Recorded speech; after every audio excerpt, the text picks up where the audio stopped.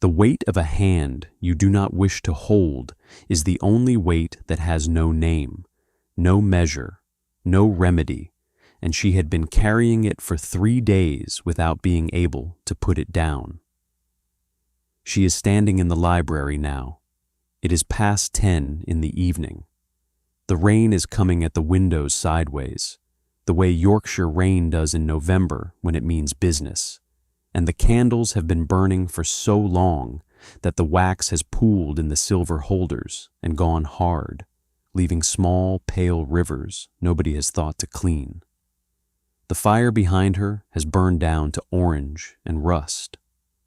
The room smells of old paper and something finer, cedar, she thinks, or sandalwood, something that belongs to a life she was not born into. Her apron is stained with flour from the morning.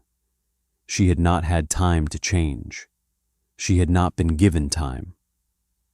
The Duke of Thorne is standing 4 feet from her. He is 31 years old and the most powerful man in the valley and possibly in the county, and he is holding a velvet box the color of midnight with both hands, the way a person holds something they believe to be an answer. The stone inside it, she had looked at it once, briefly, when he opened it, is the size of her thumbnail and throwing light in every direction. Tiny cold fires scattered across the ceiling, across the spines of the books, across the Duke's unreadable face. On the floor between them, a shattered porcelain teacup. She had not meant to drop it. Her hands had simply stopped working when he said what he said. She is trembling now, not from cold. The fire is warm enough. She is trembling the way a person trembles when the thing they have most feared has walked through the door wearing a velvet suit and holding a diamond and calling it love. He is waiting for her to speak. She is thinking about a man she loves standing in a muddy field 6 miles north, who does not know this is happening, who could not help her even if he did, whose name she will not say in this room because this room is dangerous and names are power, and she has very little power left.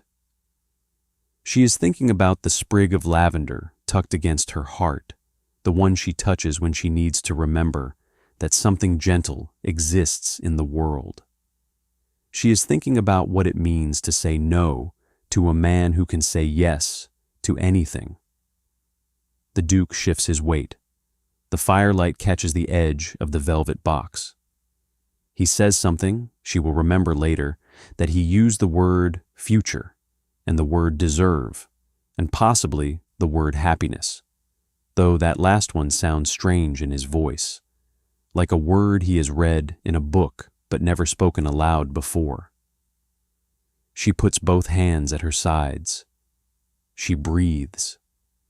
She looks at him the way she has taught herself to look at men who hold power over her, steady, clear, giving nothing away, and she thinks, I have to be very careful here.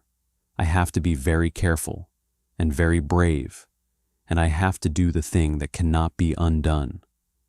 But that is not where this story begins. This story begins in the cold kitchens of Oakhaven, 6 months before this night, on a dawn so gray and bitter that even the sparrows had given up and gone back to sleep. And before I take you there, I need a moment with you. I know you're out there, tucked into a chair, or folded up in bed, or standing at a kitchen window with a cup of something warm pressed between your palms. I'm so glad you found your way here. If you haven't already joined our circle, please subscribe to Dreamwalkers. This is a story about a woman who chose everything the world told her was worthless and found it was the only thing worth having, and I want you to be here for all of it.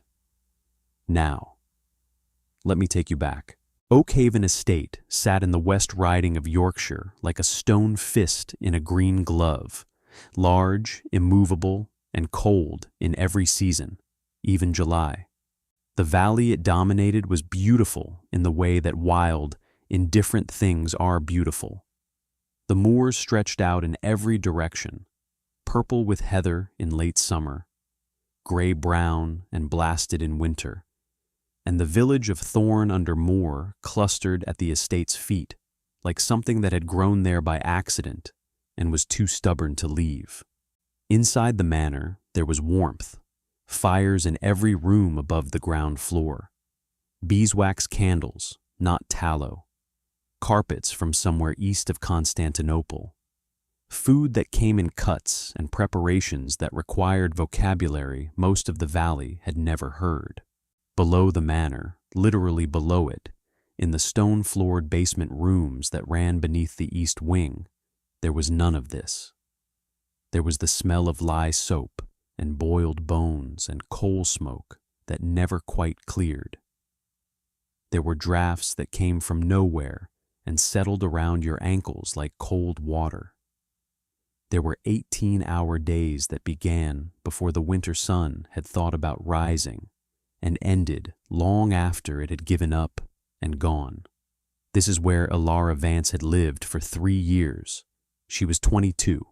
She was the orphaned daughter of a scholar, a man named Thomas Vance, who had once held a minor appointment at a university, had written pamphlets on agricultural reform that irritated the wrong people, had been quietly ruined for it, and had died of a fever 2 winters after losing everything, leaving Elara nothing except a knowledge of Latin, a habit of reading anything she could lay her hands on, and a complete absence of inheritance or connection. The position at Oakhaven had come through a relative of the cook, who had vouched for Elara's character without particularly knowing it, and Elara had taken it because the alternative that winter was the road.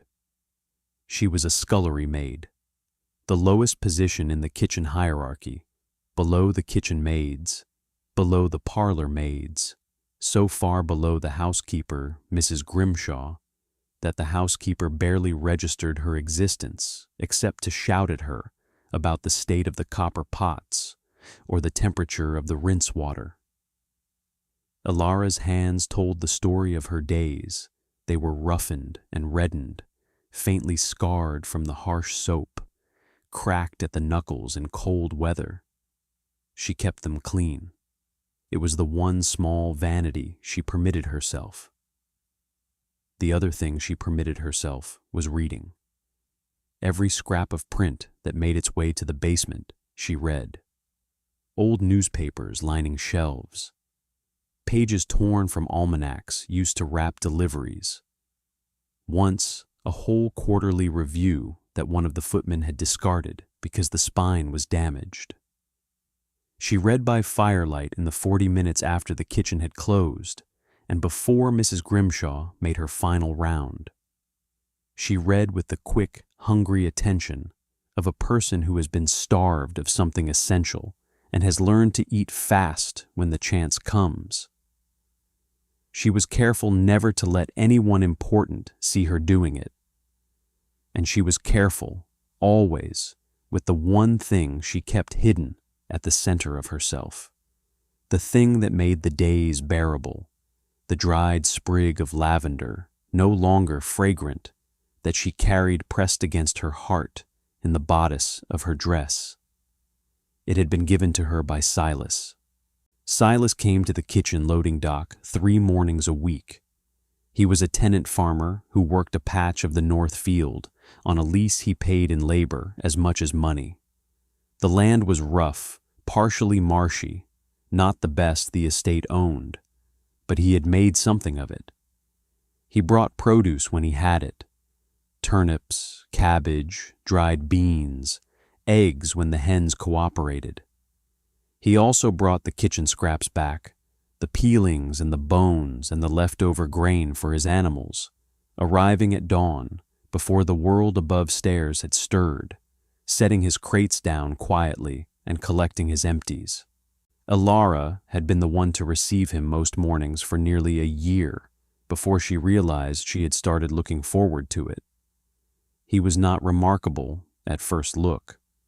Tall, broad-shouldered in the practical way of men who carry weight for a living, rather than men who exercise for show. His face was weathered, tanned even in winter from working outdoors. He had gray eyes, light gray, almost silver, the same color as the moor sky in March, and large, careful hands that were always slightly stained with the dark earth of the north field. He was not the kind of man who would be noticed in a drawing room. He was emphatically the kind of man who would be noticed in a field. He had brought her the lavender on a morning in spring, almost off-handedly, held it out across the top of the grain crate, and said he had pulled it up accidentally while clearing the north hedgerow, and thought it would otherwise go to waste. She had taken it without a word. She had pressed it in the crease of her apron pocket for the rest of the day. That evening she had moved it to her bodice, where it had stayed ever since. She touched it when Mrs. Grimshaw shrieked about the pots. She touched it when the cold made it hard to think. She touched it when she needed to remember that there was a person in the world who handed her things across a crate at dawn because he thought it would otherwise go to waste, and who had looked at her when he said it the way people look at each other when they are saying something quite different from what they are actually saying. The Duke of Thorne was a man Elara had seen perhaps half a dozen times in her 3 years at Oakhaven before any of this began. He moved through the upper floors of the estate like weather, present, influential, impossible to ignore when he appeared, and entirely out of the question for anyone in the basement to engage with.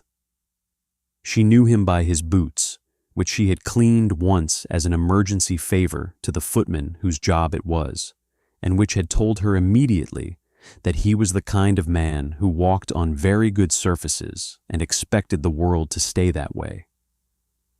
His name was Julian Vane, the Duke of Thorne. He had inherited the title at 23, when his father died, leaving an estate that was larger and more complicated than anyone had let on. He had been managing it ever since, with the same cold efficiency he applied to everything, methodically, without sentiment, in the manner of a man who had learned early that sentiment was the luxury of people with safety nets, and he could not afford a safety net. He was, by every observable measure, entirely alone. The servants knew it the way servants know everything, not from being told, but from the accumulation of small evidence.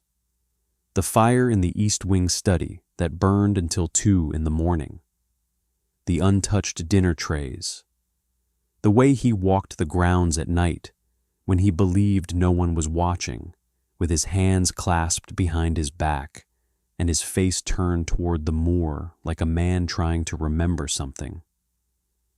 There was one other thing about him that the servants did not know, that no one knew. That would have rearranged everything if they had. In the top drawer of his desk, wrapped in plain cotton and tied with ordinary string, was a collection of pamphlets. They had been printed in York on a press he had paid for anonymously. They argued, carefully, persuasively, with evidence drawn from the estate's own accounts, for improved conditions for tenant farmers, for fairer rents, for basic protections against eviction in bad harvest years. They had been circulating through the valley for 2 seasons without anyone knowing who had written them. Julian Vane, the Duke of Thorne, who lived in the perfumed air above stairs and owned every soul in the valley, had been arguing in secret for the rights of the people his public role required him to control. He had never found a way to reconcile these 2 things. He suspected he never would. Yorkshire, in the winter of 1817, moving into 1818, was brutal. The frost came in October and did not lift. The east wind was constant and personal in the way only Yorkshire wind is. It found every gap in every wall and reminded you it was there. In the basement of Oakhaven, the stone floors drew the cold up through your feet and into your bones. And Elara worked through those months with a density of exhaustion that she had long since stopped naming and simply moved through. The morning that changed everything arrived in late November, just before the first real snow. Elara was at the loading dock at 5:30. The sky was not yet light, a deep, impenetrable gray that was more like the absence of dark than the presence of dawn. She had her shawl pulled tight, and her breath was misting in front of her face, and she was watching the track that curved up from the north field because she could hear the cart. Silas came around the corner of the hedgerow, and his horse's hooves made the soft, packed earth sound she had been listening for without admitting she was listening for it. He pulled up at the dock. He climbed down. He looked at her across the top of the cart with those gray sky eyes and said good morning the way he always said good morning, quietly, as though it were something private.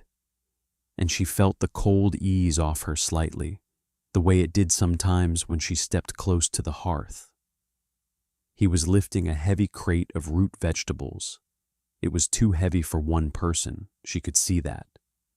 And she was about to say so when the strap that held it broke, and the crate lurched sideways, and a sack of grain on top of it went over the edge and burst on the cobblestones in a white-gray explosion that went everywhere. Silas stood there with the broken strap in his hand and looked at the grain and then at her, and his face was not the face of a man embarrassed by the grain, but the face of a man who was calculating quietly whether he could afford to lose it. She did not hesitate. She pulled her shawl up, got down from the dock onto the cobblestones, and began sweeping grain back toward the center with her hands, cupping it, getting it into the broken corner of the sack. Silas was already beside her. Their hands were both working at the same level, the cobblestones cold and wet under their knees, and neither of them spoke because the work didn't require it. She did not hear the footstep. She did not see him until Silas glanced up and went still. The Duke of Thorne was standing 20 feet away at the edge of the stable yard. He had been walking the grounds, apparently, in the almost dark, in the personal and purposeful way he sometimes did. He was wearing his great coat and his good boots, and he was standing very still, watching. Elara looked up. She felt, immediately and deeply, the particular indignation of a person who has been observed during the one private moment of their day. This dock at this hour was hers. The 5 minutes with Silas and the morning light beginning and the frost on the cobblestones was the part of the day that belonged to her, the small, necessary thing that made the rest of it endurable. And here was the man who owned everything looking at it. She stood. She did not curtsy. She was holding a quantity of loose grain in both cupped hands, and there was nothing to curtsy with. He looked at her. It was not the look of a superior to a servant. She registered this with the observational precision that had always been her best tool. It was something else. He had the expression of a man who has seen something unexpected and is trying to categorize it and finding the categories insufficient. He said something about the weather and the state of the paths and the hour in the vague, unspecific way of a man who has started speaking to fill a silence that is embarrassing him. He did not address Silas. He looked once at Silas, a long, assessing look, and then looked back at Elara and said she should get inside. The cold was not good for. He stopped. She waited. He finished the sentence poorly. Not good for anyone. He walked away. Silas watched him go and said nothing. She looked down at the grain in her hands and tipped it carefully back into the sack. He had watched her and Silas for the rest of that week, though she had not known it then.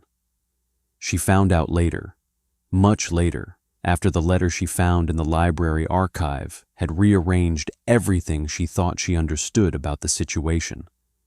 That he had been watching Silas for longer. That the gray-eyed farmer on the north field, who paid his lease in labor, was not a stranger to Julian Vane, not in the way strangers are strangers, though they had never spoken. That the Duke had known, for most of his life, that his father had been a particular kind of man in the years before his marriage. The kind of man who moved through the world leaving consequences he did not stay to manage. But that knowledge was still months away. For now, there was only the cold of the loading dock, and the Duke's retreating back, and Silas's hand resting briefly on her shoulder as he picked up the repaired crate, warm through her shawl, steady as the earth he worked. 2 weeks after the loading dock, Mrs. Grimshaw found Elara at the kitchen hearth after the evening's washing up was done, reading a torn page from a Latin history that had come wrapped around a delivery of salt fish. She was not hiding it. She had stopped bothering to hide things she had a right to do in the 40 minutes that were technically her own. Mrs. Grimshaw reported it to the housekeeper's superior, who reported it to someone else, and the information rose through the manor hierarchy, the way information about servants always does, upward, getting more distorted as it climbed. What reached the Duke was that the scullery maid in the east kitchen was reading Latin. He sent for her 3 days later. Elara stood in the doorway of the library, the great library on the first floor, with its floor-to-ceiling shelves and its oak paneling and its smell of cedar and old paper. And she waited, and the Duke looked at her for a long moment without speaking. He told her there was a position open. A library assistant, he called it. Cataloging, reshelving, transcription when needed. He would pay twice her current wage. She would be removed from the kitchen. She waited for the rest of the sentence. There was no rest of the sentence. He looked at her with an expression she could not read. He told her she could begin Monday. She thought about it for 12 hours.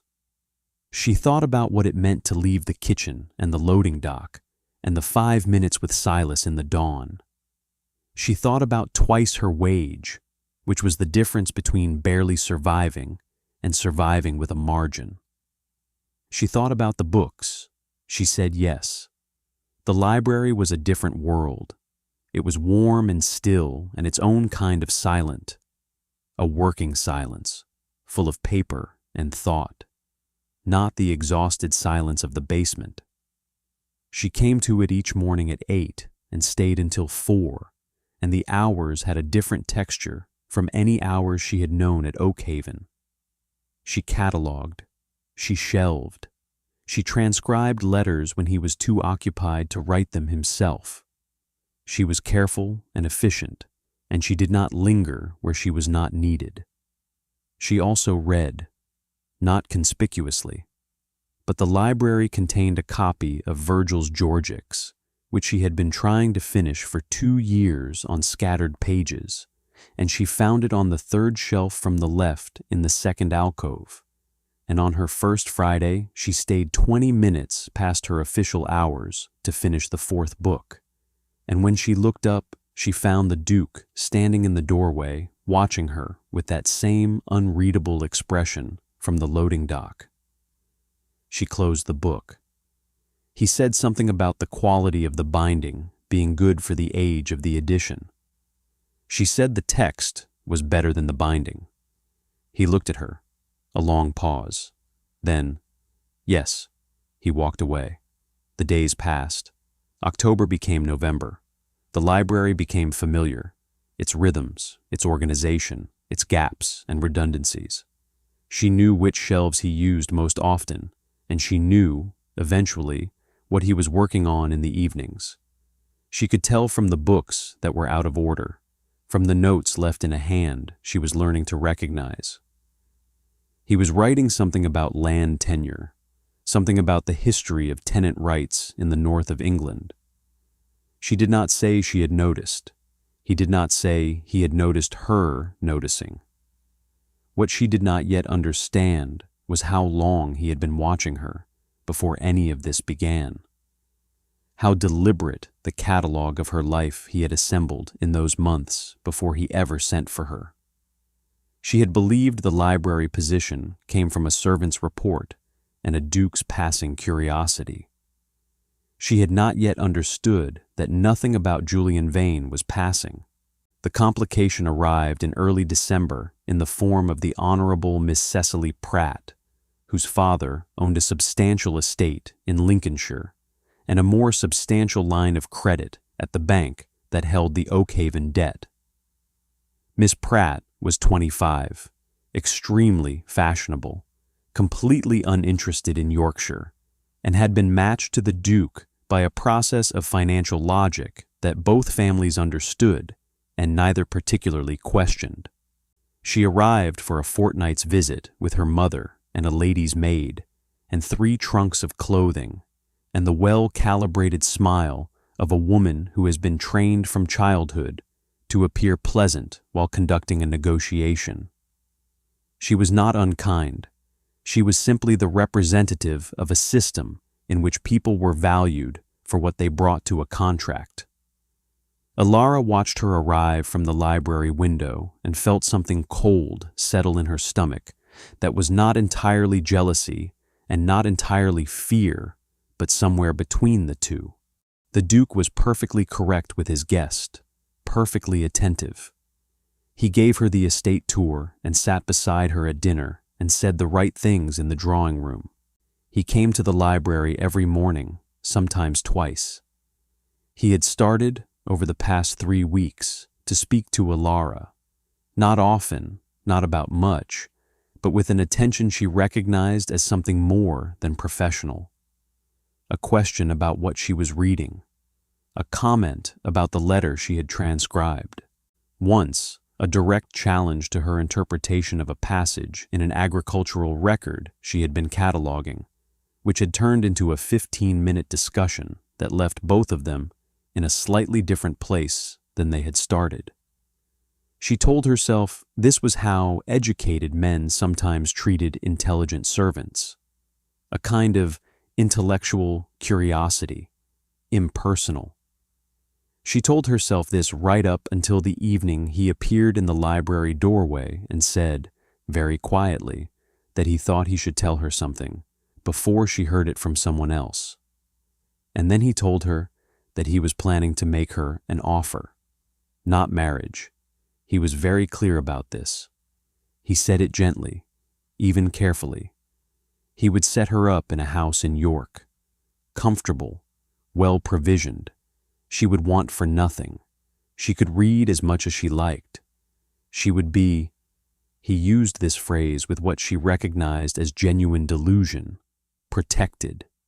He genuinely believed it was a kindness. That was the worst part.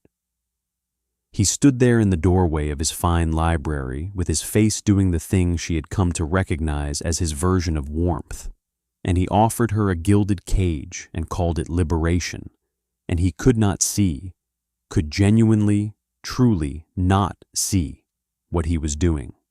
She had put both hands flat on the reading table and breathed very slowly and looked at the window for a long time before she trusted herself to turn back around. She did not say anything that night. She said she would need to think about it. She went downstairs and touched the sprig of lavender until her hands stopped shaking. Then there was the gala.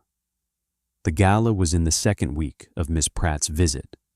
A dinner for the county families, a display of Oakhaven's hospitality, and the Duke's suitability as a husband for a Lincolnshire heiress. The servants had been working toward it for 5 days. The house was an organized storm of activity, extra silver from the safe, borrowed china from the Whitmore estate, flowers that had come up from London at considerable expense and were now being arranged in the entrance hall by a woman brought in specifically for the purpose. Mrs. Grimshaw found Elara in the library that morning and handed her a bundle of silk without meeting her eyes. "The Duke's instructions," she said. Elara was to serve wine that evening, not in her kitchen apron, in this. The dress was fine. That was the horror of it. It was genuinely fine, deep green silk with ivory trimming, the kind of thing made for a body rather than a function. It fit her perfectly, which meant he had been watching her carefully enough to give the measurements to someone without her knowledge. She stood in the dressing room and put it on, and looked at herself in the mirror and saw immediately what it meant. She was not being elevated. She was being marked. She was being walked through a room full of people who would look at her and understand, without being told, exactly what kind of arrangement had been made. She carried a tray of wine glasses through the drawing room for 2 hours. She felt every pair of eyes. She heard the particular murmur that followed her, not the murmur of a servant being noticed, but the murmur of a detail being understood. She saw Miss Pratt glance at her once and then away, with the tight smile of a woman who has encountered this situation before and has decided the appropriate response is to be above it. She served the Duke his glass without looking at his face. She served it and walked away and kept walking until she was in the corridor, and then she put the tray down on a side table and stood with her back against the wall and counted her breath for 60 seconds. It was at the fence line, 4 days after the gala, that everything came apart in the first way. She had arranged to meet Silas at the north fence that ran along the boundary of the kitchen garden and the farm track. A 10-minute walk, she had told herself, was for fresh air. She had been doing it occasionally since the autumn, these brief meetings that were officially nothing and were in fact the only thing. She would lean on the fence post and Silas would stand on the other side, and they would talk about small things, the state of the north field, the quality of the winter, the news from the village, in the way of people who are saying a great deal more than the words they are using. The Duke came along the path. He was alone. He stopped when he saw them. Elara watched his face do something complicated, a flash of recognition, then a stiffening, then the deliberate rearrangement into the expression he used for managing situations. He looked at Silas for a long time. Then he said to Elara, in a voice that was controlled in the way that only barely controlled things are controlled, that this was not appropriate and she should return to the house. He said to Silas, not looking at him, looking above him, that the current lease arrangement for the north field was under review and he should be mindful of that. Elara felt the cold come back into her stomach. She understood the threat with perfect clarity. Silas said nothing. He had the particular stillness of a man who has been threatened before and has learned to be very careful about what he does next. He did not look at Elara. He looked at the Duke, level, direct, without challenge or submission, and said only that he understood. The Duke walked away. Elara and Silas stood on either side of the fence for a long moment. She said, quietly, that she was sorry. He said, "Don't be sorry, just be careful." She went back to the house. She went to the library. She began to go through the archive, the collection of estate correspondence and family documents in the wooden filing cabinet in the back alcove that she had been meaning to catalog for 3 weeks, working with the quick, focused anger of a person who needs to do something with their hands. She found the letters on a Thursday afternoon, tucked inside a folder marked with a year, 1793, and a name she did not recognize. She read the first letter, then the second. Then she sat back in her chair and looked at the ceiling and was very still for a very long time. She looked at the date of Silas's birth, which she knew. She looked at the date on the letter, which she could calculate forward. She looked at the name signed at the bottom of the letters.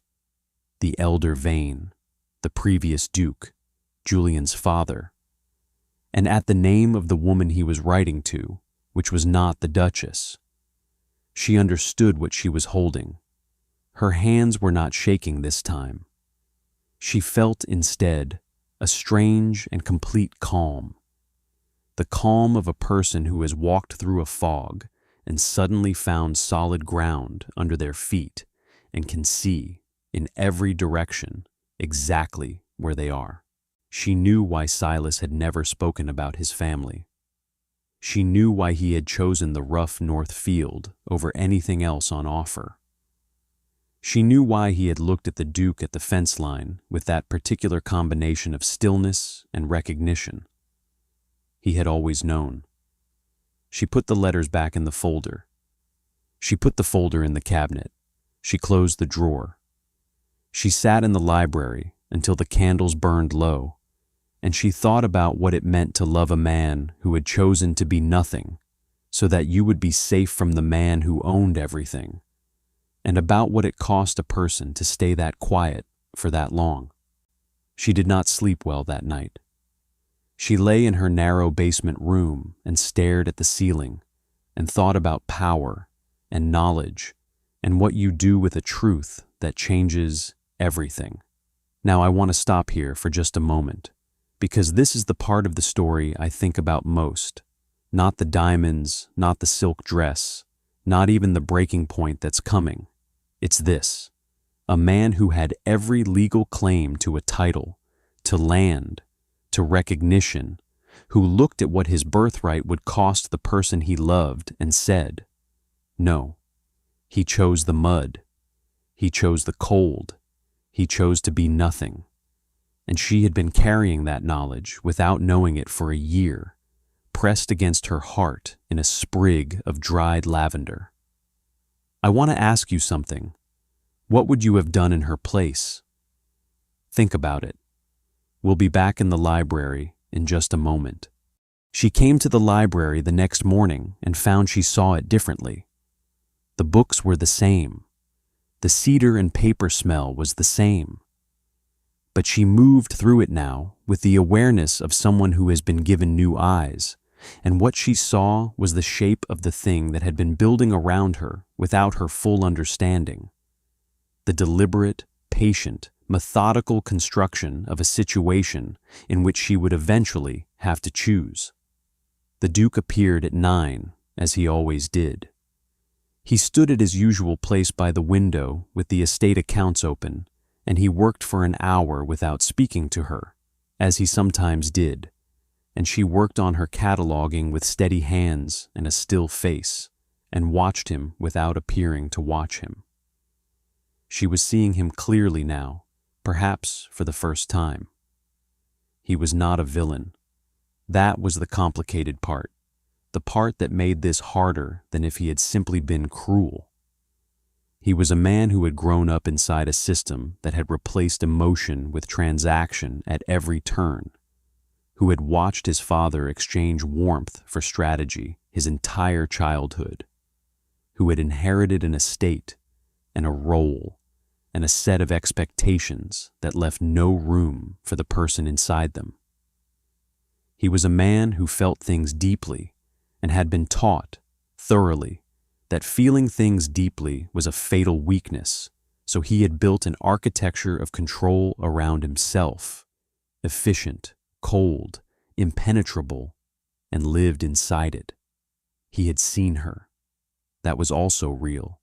He had seen her reading Latin in the firelight, and something in him had recognized something in her, and he had wanted, in the only way he knew how to want things, which was the way of a man who acquires and arranges and positions, to keep her close. To own the thing he could not understand. He did not know how to ask. He only knew how to arrange. She thought about the pamphlets in his desk drawer, the ones arguing for tenant rights, the ones nobody knew he had written She thought about what it meant to be a man who understood injustice clearly enough to write about it in private, and who was still, in public, capable of threatening a tenant farmer's lease to control a woman who had refused to be controlled. The library was the trap. She understood that now. She had been moved from the kitchen, from the loading dock, from the dawn, from Silas, not by coincidence and not by the report of a servant. She had been moved deliberately, with precision, by a man who had been watching long enough to know that her one vulnerability was the Northfield and the person on it. He had not closed off that approach brutally. He had done something more effective. He had made the library so good, the warmth, the books, the doubled wage, the 15 minutes of conversation that felt like being seen, that she had walked away from the loading dock herself. The elegant thing about a well-constructed cage is that you are the one who closes the door. She was not angry, exactly. She was something past anger, the clear, cold side of it. She knew what she had to do.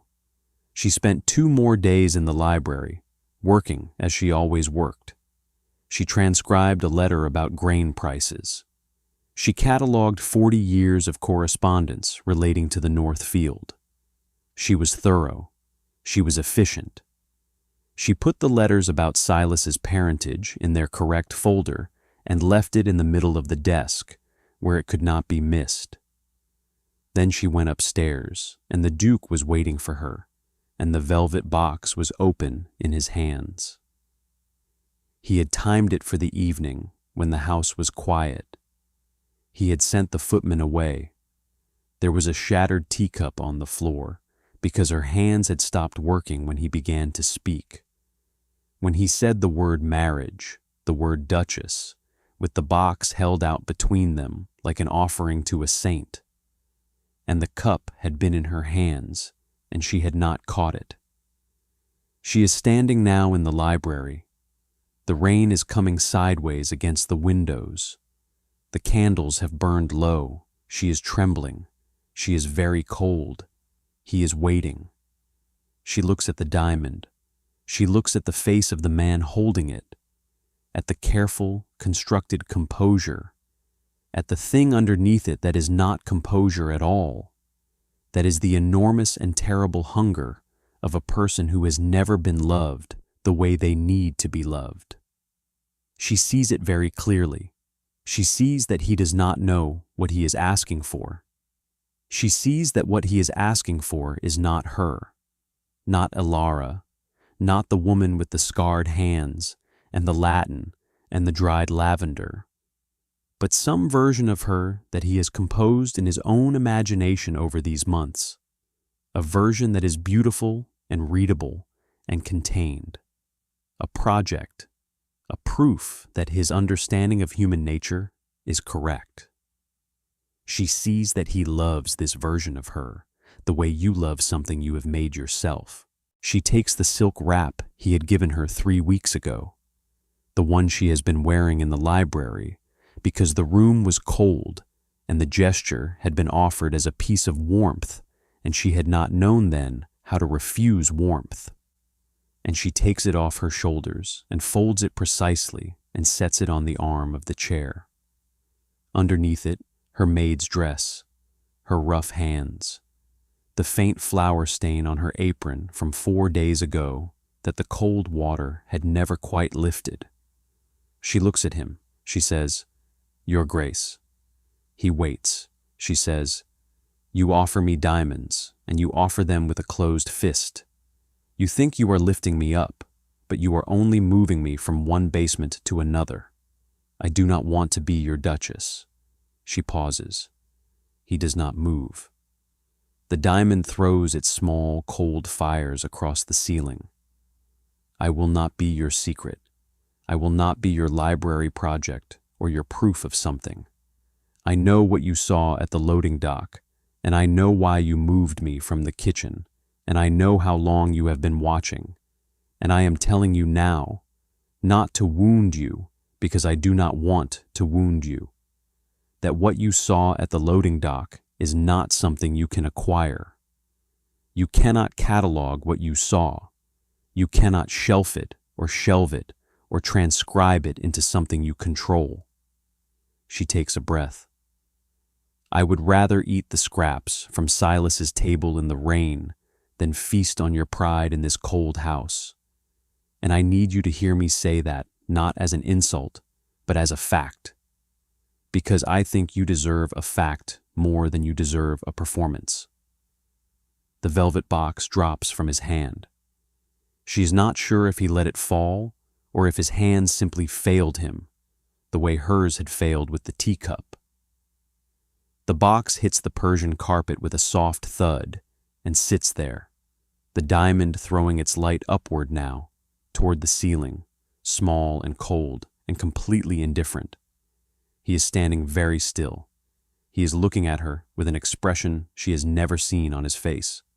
Not on his face or any face in this house. He looks stripped of something. Not wounded, not angry.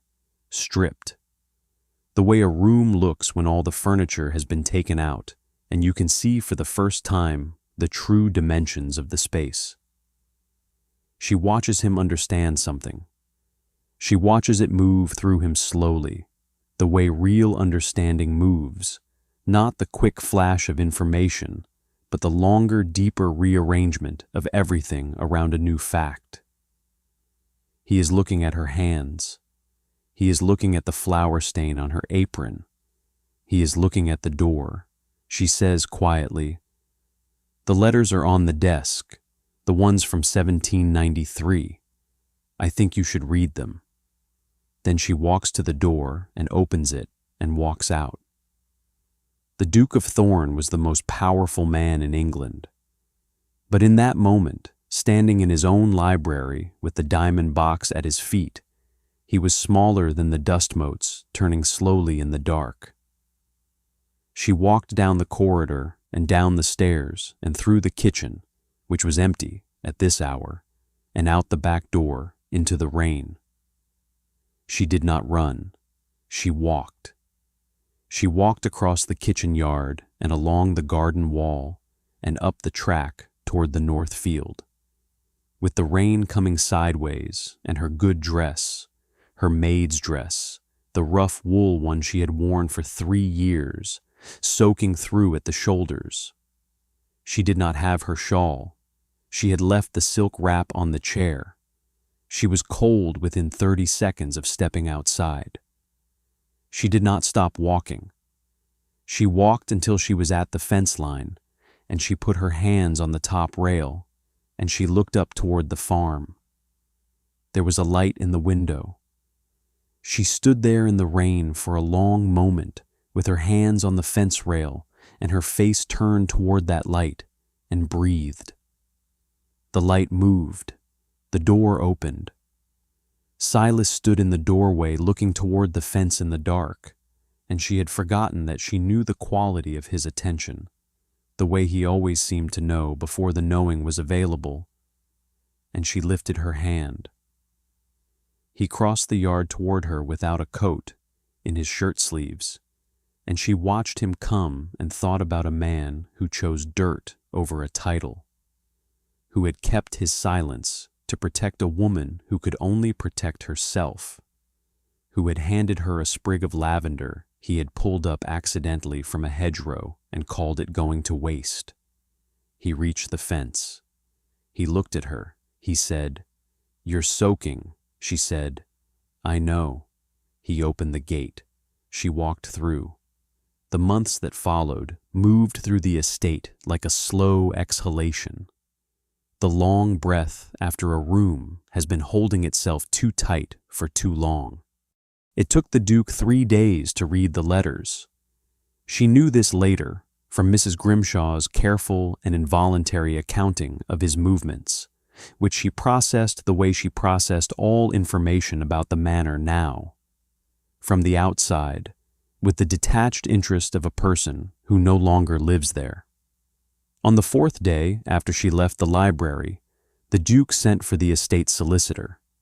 He sent also for the village council clerk. He did not send for Elara, who was by then residing at Silas's farmhouse, sleeping in the narrow room off the kitchen and waking before dawn to help with the animals with her hands that were sore from agricultural work in a different and more satisfying way than they had ever been sore from washing copper pots. He signed the deed of the North Field over to Silas. He signed it outright, not a lease, not a conditional arrangement. He signed it with the date and the witness and the seal, and then he had it delivered to the farm on a Wednesday morning by a footman who handed it to Elara, who was standing in the yard with mud on her boots and grain in her hair. She read it twice. She brought it inside and put it on the table in front of Silas and watched him read it once, very slowly, without expression. He did not say anything for a long time. Then he said, "He knows then." She said, "Yes." He folded the deed carefully and put it in the tin box on the high shelf where the important papers lived, and he went back outside and began the morning work. It was a week after that when the Duke appeared at the village market. He had not come to the village market himself in years, in decades, possibly. The estate usually sent a man. But that Saturday morning in January, with the frost still hard on the road and the stalls set up in the square with their breath misting in the cold, Julian Vane appeared at the edge of the square and took hold of one handle of Silas's produce cart and helped walk it to the stall. The village was very quiet. Silas set out the turnips. He set out the dried beans. He set out the eggs in their straw. He did not look at the Duke. The Duke stood at the edge of the stall and helped weigh things when he was told to, and made change when the coins were given to him, and did not speak except to quote prices. Elara watched from across the square. She watched the village watch. She watched the understanding move through the crowd slowly, the way real understanding moves. She watched Mrs. Alderton from the mill pause mid-conversation and then look away with something that might have been satisfaction. She watched the young stable hand from the estate stop dead in the middle of the square with a look of pure bewilderment. She watched the Duke weigh a cabbage with the focused care of a man learning to do something new. She did not go across to them. She bought bread from the baker's stall and stood in the January cold with it warm against her palms and let the morning be what it was. Spring arrived in March, tentatively, the way spring arrives in Yorkshire. Not confident, not committed, showing up a few days at a time and then retreating, but always coming back a little further. The North Field, which had been left partially fallow the previous year because the lease terms had made investment uncertain, began its first full season under its new ownership. Silas was up before the light every morning with a plan and a stubbornness that matched the land's own stubbornness, and Elara worked beside him. Not because she had to, not because there was no other option, but because the work was theirs, and the land was theirs, and the morning was theirs, and she had never in her life had a morning that belonged entirely to herself. Her hands were stained with soil now, different from the lye stain of the copper pots, deeper, darker, more permanent. She looked at them in the evenings and found she did not mind. She had gone back to the manor once, briefly, 6 weeks after leaving it, to collect the small box of her possessions from her basement room. The books she had been given or found, a few letters from before her father died, the almanac page she had been keeping for years. Mrs. Grimshaw had met her at the kitchen door with a tight face and a manner that told Elara everything she needed to know about the state of things above stairs. The Duke she gathered, had not replaced her in the library. The cataloging was unfinished. The Latin text was presumably still open on the reading table. She did not go up to see. She took her box and walked back down the track to the farm, and did not look back at Oakhaven, which stood gray and considerable against the March sky, its windows reflecting the pale winter light the way they always had, unchanged, enormous, belonging entirely to someone else. As for the Honorable Miss Cecily Pratt, she returned to Lincolnshire within 3 weeks of Elara's departure from the manor, having read the situation with the financial and social precision that was her greatest talent. She was married to a baron the following spring, and the match was considered, by everyone who considered such things, to be entirely suitable. She was reported to be perfectly content. Elara, hearing this from the village, thought that perfectly content was probably the best possible outcome for a woman of her upbringing, and wished her nothing but good. The Duke remained at Oakhaven. He was, by summer, something different from what he had been. Quieter in a new way. Not the heavy, managed quiet of a man containing himself, but something with more air in it. He had stopped sending the estate agent to manage the tenant meetings. He came himself now, which caused considerable initial discomfort among the tenants, and then, as the season progressed, something approaching a cautious normalcy. He had reduced 2 rents that his father had set above anything reasonable. He had repaired the roof of the home farm without being petitioned for it. He had also, the village understood without anyone saying so directly, signed over the north field to the farmer who had worked it, and had been seen at the market helping weigh the cabbage, and had not explained himself to anyone. The pamphlets continued to appear. Nobody knew who wrote them. Elara knew. She had always known. The harvest came in September, the first full harvest from the north field under its new ownership, from the ground that Silas had worked for 6 years as a tenant and now worked as something else. It was not a large harvest. It was not a rich one. The north field was still what it had always been, rough, partially marshy, stubborn, asking more of you than easier land would. But it was theirs. They ate the evening of the harvest in the farmhouse with the door open to the last of the September warmth and the valley going gold and purple in the long, slow light, the kind of evening that Yorkshire produces 2 or 3 times a year as if it has been saving them up. Silas had made bread. He had made it himself from the wheat in the lower field, the first wheat, the first flour, the first loaf. He set it on the table in the plain ceramic dish he had owned since before she knew him, and he cut it, and he handed her a piece across the scrubbed wood of the table, and she took it, and she felt the warmth of it against her palm, and she thought about everything that had led to this.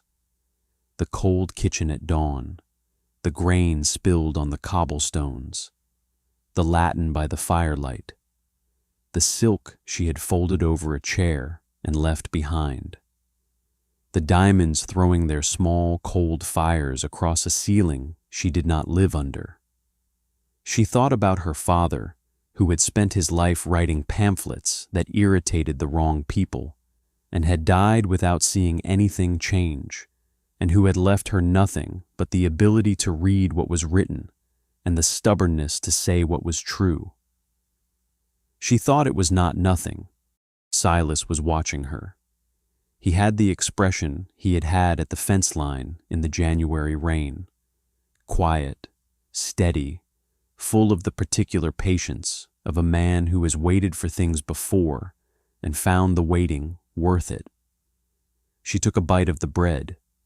It was warm. It was dense and slightly imperfect, the crust a little thick in one place, the way a first loaf often is. It tasted like wheat and water and salt and the specific labor of hands she loved. It tasted like the north field and the morning light and the fence gate opening. It tasted like hers. She looked out at the valley going gold in the late sun, the moors stretching out under the September sky, indifferent and beautiful, belonging to nobody and everybody, older than any title. And she thought, this is what I chose.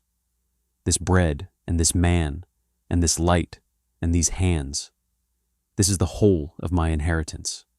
And it was enough. It was more than enough. It was everything. And before I leave you tonight, I need to say this. In the end, Elara Vance learned that the finest silk is still a shroud if it is woven from someone else's whims. This was never a story about a girl who couldn't be a duchess. It was a story about a woman who refused to be a prize. She chose the mud and the sweat and the truth, and in doing so, she became more royal than any duke. If you believe that dignity is worth more than gold, then you belong here with us. Please subscribe to Dream Walkers, and remember, if you don't, you owe me a favor when the spring planting begins. Until the next story, sleep well. She had come to Oakhaven with nothing but her father's languages and a capacity for truth-telling that the world had tried, many times and in many ways, to cure her of. And she had left it with a piece of bread warm in her hands and the sun going down over land that was hers, and the shaking had stopped. Entirely. The shaking had stopped.